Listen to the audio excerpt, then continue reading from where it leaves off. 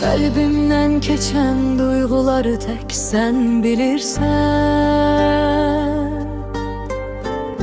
Ya Rabbim güzel, merhametli Allah'ım, günümüzü güzelleştir, evimizi ferahlendir. Ruzimizi sen yetir, sağlığımızı daim et kainata. Bakan gözlerimize güzelliklerinden bahşet. Aldığımız her nefeste öz ruhundan pay ver. Kalbimiz senin için döyünmesine sevgi ver.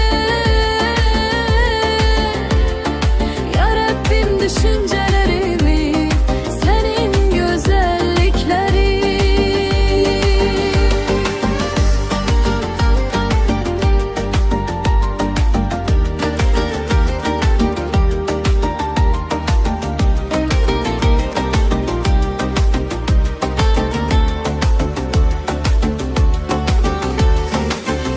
Düşünmeyime daim güç ver bedenime. Temiz parlak ruhumdan her an ışık ver. Ya Rabbim bizi geldi senin için döyünen sevgi dolu insanlarla karşılaştırın ya Rabbim. Amin. Bakan gözlerimize güzelliklerinden bahşet.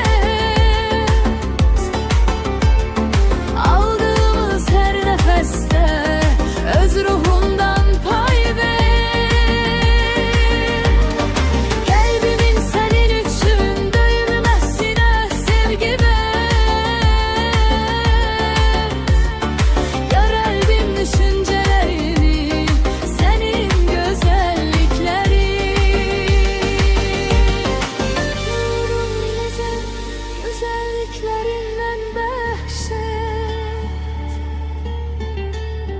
Aldığımız her nefeste öz ruhundan pay ver.